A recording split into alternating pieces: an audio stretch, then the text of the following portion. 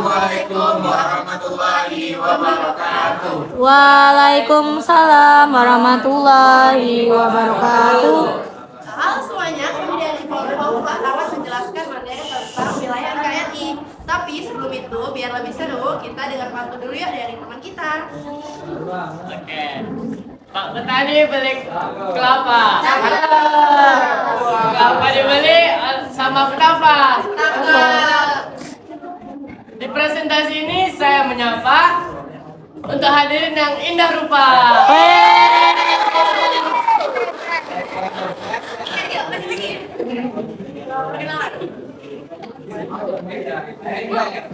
Wow, tadi seru banget ya ternyata pantun dari Aris. Sekarang biar kita lebih kenal satu sama lain, kita harus kenalan dulu. Siapa aja sih yang anggota dari kelompok? Oke, halo semuanya, perkenalkan nama saya Citra Ramadhanti. Halo semuanya, perkenalkan saya Kesha Jumri Presek ya. Saya Muhammad Nabil Putra. Saya Fazil Zahrul Ikram. Saya Arif Ilham. Saya Rizky Syamil Ramadhan. Saya Hana Sania. Oke. Yuk, materi pertama nih ada apa itu wilayah NKRI? Reski, bisa dijelaskan apa itu wilayah NKRI? Silakan dijelaskan. Jadi wilayah negara kesatuan wilayah NKRI adalah wilayah negara kesatuan Republik Indonesia. Ada salah satu unsur negara yang merupakan satu kesatuan wilayah daratan, perairan, kedalaman, perairan kepulauan dan laut, teritorial beserta dasar laut dan tanah di bawahnya, serta ruang udara di atasnya, termasuk seluruh sumber kekayaan yang terkandung di dalamnya. Oke, lanjut.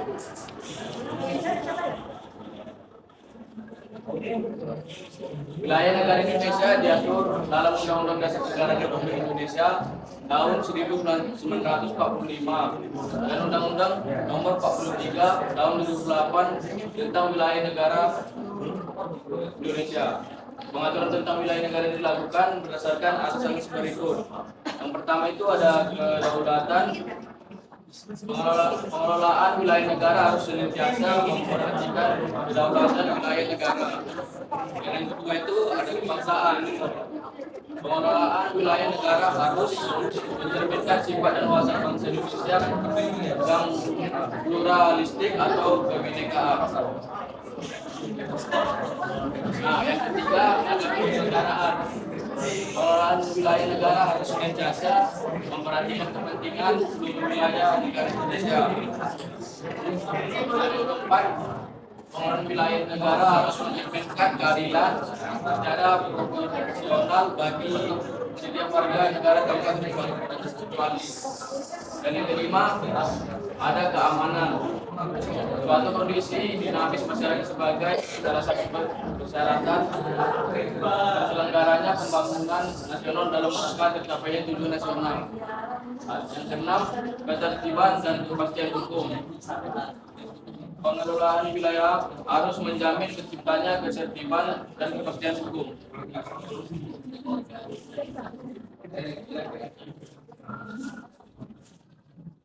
Yang ketujuh ada kerjasama. Pengelolaan wilayah negara harus dilakukan melalui kerjasama dari berbagai pemangku kepentingan. Yang kedelapan ada kemanfaatan. Pengelolaan wilayah negara harus memberikan manfaat yang sebesar-besarnya bagi seluruh rakyat Indonesia.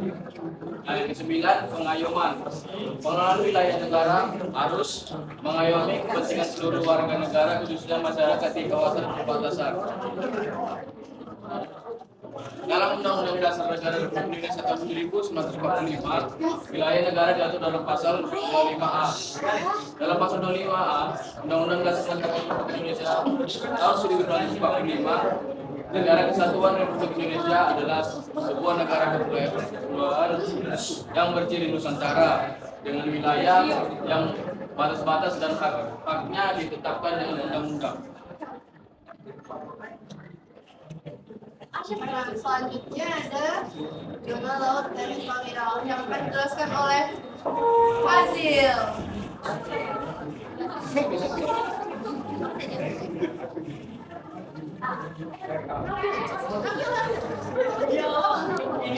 Oke, di sini saya akan menjelaskan zona laut teritorial. Zona laut teritorial adalah jalur laut yang berjarak 12 mil laut dari garis dasar ke laut lepas. Garis dasar adalah garis khayal yang menghubungkan titik-titik ujung dari pulau. Batas teritorial di Indonesia diumumkan sejak Deklarasi Juanda pada tanggal 13 Desember 1957.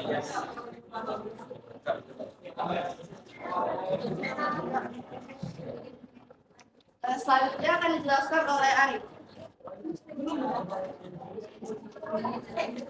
Baik, selanjutnya itu zona landas kontinen. Zona landas kontinen yaitu atau paparan benua adalah dasar laut yang merupakan lanjutan dari sebuah benua. Landas kontinen memiliki kedalaman yang kurang dari 200 meter. Landas kontinen diukur dari garis dasar yaitu yang paling jauh 200 mil laut.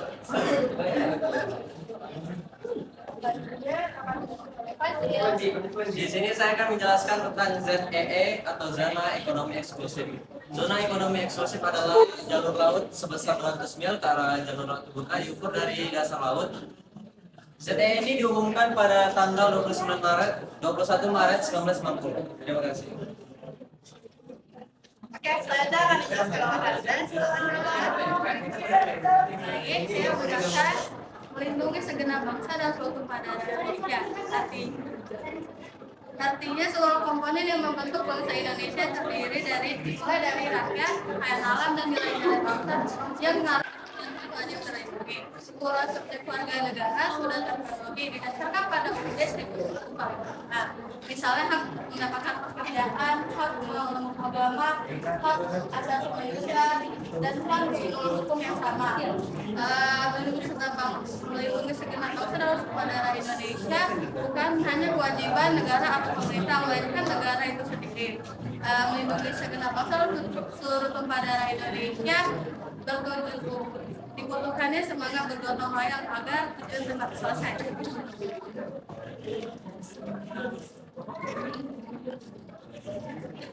Oke, selanjutnya teman-teman bakal dijelasin sama saya, yaitu tentang memajukan kesejahteraan umum. Jadi pembentukan kesejahteraan umum ini memiliki 3 parameter utama, yaitu ada kebutuhan, standar, dan papan. Kalau misalkan ketiganya itu sudah terpenuhi, itu baru dikatakan sejahtera. Nah, kesejahteraan umum itu pada dasarnya mencakup tentang kesejahteraan ekonomi dan materi seperti kesejahteraan lahir dan batin, yaitu terciptanya rasa aman, saling menghormati, gotong royong, menghargai hak dan kewajiban serta menciptakan masyarakat yang adil, makmur dan sejahtera. Selanjutnya akan dijelaskan oleh Kisha. Oke, jadi tujuan selanjutnya itu adalah mencerdaskan kehidupan bangsa. Tujuan ini itu adalah untuk memastikan seluruh masyarakat Indonesia mendapatkan kesempatan yang sama dan memperoleh pendidikan yang berkualitas. Ada salah satu cara yang bisa kita lakukan sebagai warga Indonesia supaya tujuan ini tuh bisa terwujud, yaitu caranya adalah dengan mengejar pendidikan hingga jenjang yang setinggi-tingginya. Oke, lanjut. Tujuan yang keempat atau yang terakhir adalah ikut serta dalam melaksanakan ketertiban dunia berdasarkan kemerdekaan, perdamaian abadi, dan keadilan sosial. Perdamaian ini juga dapat diwujudkan oleh setiap warga Indonesia dengan menjaga persatuan antar suku atau beragama, saling menghargai dan menghormati perbedaan. Untuk mewujudkan tujuan ini, Negara Kesatuan Republik Indonesia mempunyai fungsi-fungsi yang dilaksanakan sebagai berikut. Ada 4 fungsi. Yang pertama, fungsi pertahanan, yang kedua fungsi keamanan, yang ketiga fungsi kesejahteraan, dan yang keempat adalah fungsi keadilan.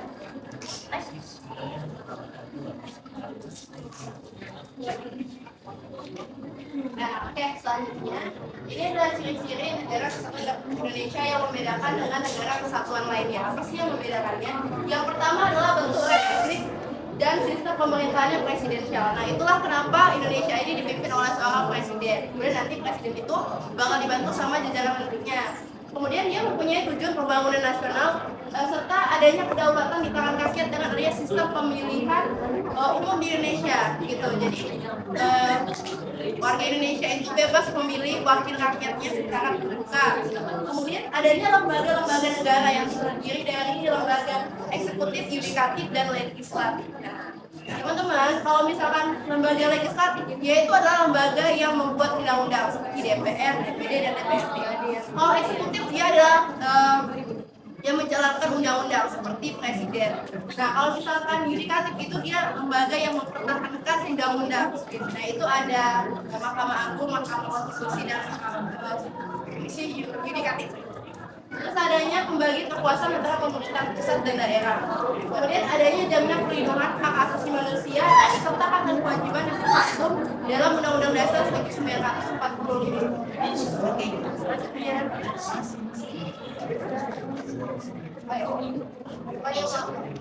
Nah, peran dan kedudukan warga negara ini dia itu diatur dalam Undang-Undang Dasar Negara Republik Indonesia tahun 1945 dan dia juga diatur dalam konstitusi negara gitu. Diatur dalam konstitusi negara Indonesia. Nah, kalau misalkan dari undang-undang sendiri itu bidangnya itu ada ekonomi, politik, hukum, budaya, agama, dan pertahanan.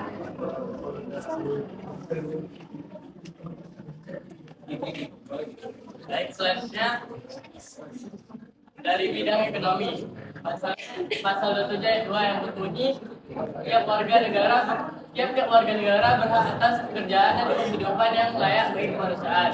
Yang kedua, pasal 28C ayat 1 yang berbunyi setiap orang berhak mengembangkan diri melalui pemenuhan kebutuhan dasarnya, berhak mendapatkan pendidikan dan memperoleh manfaat dari ilmu pengetahuan dan teknologi, seni dan budaya demi meningkatkan kualitas hidupnya dan demi kesejahteraan umat manusia. Yang ketiga itu pasal 28 ayat 2 yang berbunyi setiap orang berhak untuk bekerja serta mendapat imbalan dan perlakuan yang adil dan layak bagi hubungan kerja.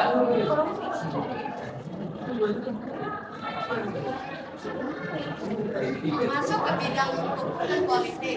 Pasal 20D ayat 1 yang berbunyi setiap orang berhak atas pengakuan jaminan perlindungan dan kepastian hukum yang adil serta perlakuan hukum yang sama. Yang kedua, pasal 20D ayat 3 itu setiap warga negara berhak memperoleh kesempatan yang sama dalam pemerintahan. Selanjutnya yang ketiga adalah pasal 28 ayat 3. Setiap orang berhak atas kebebasan berserikat, berkumpul dan mengeluarkan pendapat. Yang keempat ada pasal 28G ayat 2 yaitu setiap orang berhak untuk bebas dari penyiksaan dan perlakuan yang merendahkan derajat martabat manusia dan berhak memperoleh suaka politik di negara lain.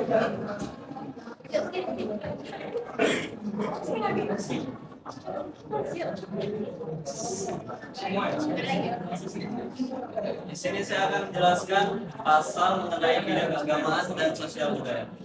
Pertama, pasal 28C ayat 1 yang berbunyi setiap orang berhak mengembangkan diri melalui pemenuhan kebutuhan dasarnya, berhak mendapatkan pendidikan dan memperoleh manfaat dari ilmu pengetahuan dan teknologi, seni dan budaya demi meningkatkan kualitas hidupnya dan demi kesejahteraan umat manusia.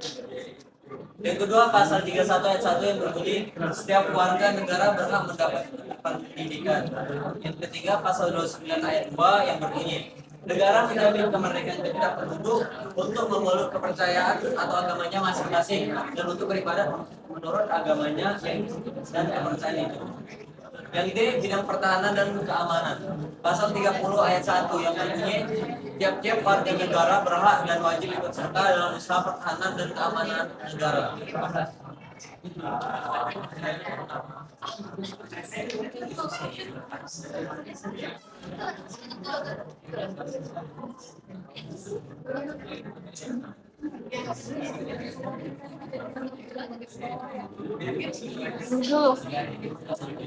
Dulu. Pertanyaan. Nanya dulu. Nanya.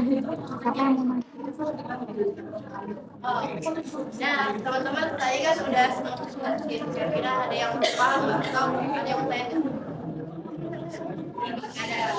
Nah, kalau nggak ada kita lanjut ke gamesnya ya. Nah, gimana sih? Oke lah, nah jadi langsung aja kita mulai ya guys. Ada 3 parameter dalam memajukan kerjaan kamu. Rendah. Sandang. Jadi mudah ini. Sandang pangan.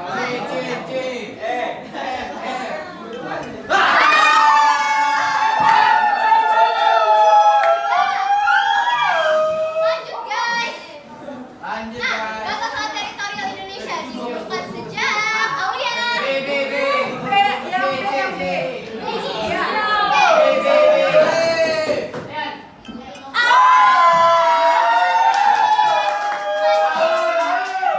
Pengaturan tentang wilayah negara dan kebebasan asas-asas.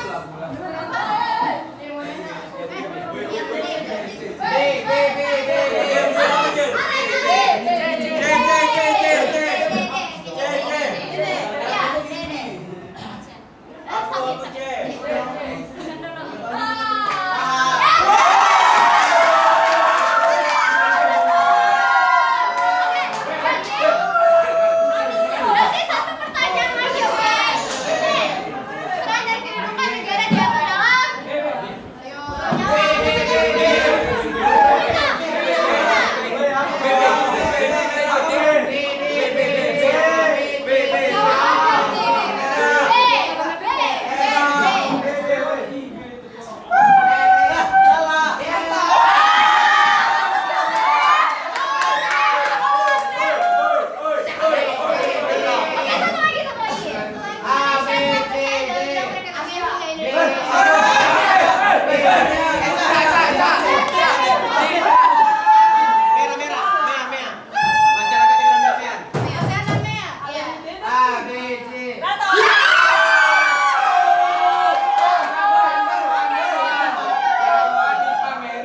Oke guys, ada satu lagi. Nih. Oke, udah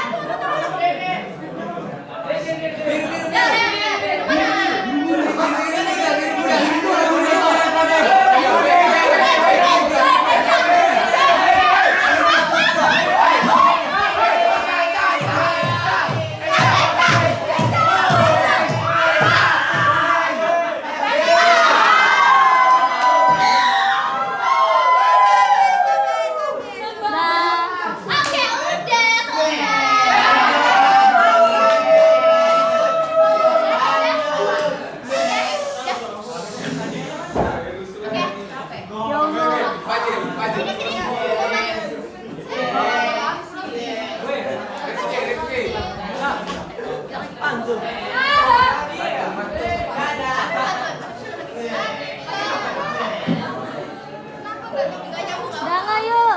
Udah yuk, udah kasih Pak ya. Dengerin pantun. Oke, terima kasih banyak teman-teman yang sudah mengikuti game hari ini dan sudah memperhatikan presentasi kami. Terima kasih banyak atas partisipasinya. Kami tutup dengan sebuah pantun lagi. Sini saya akan pantun. Ya. Senja. Matahari senja mulai terbenam. Hujan turun mulai gemuruh. Saya tutup presentasi dengan salam. Wassalamualaikum warahmatullahi wabarakatuh.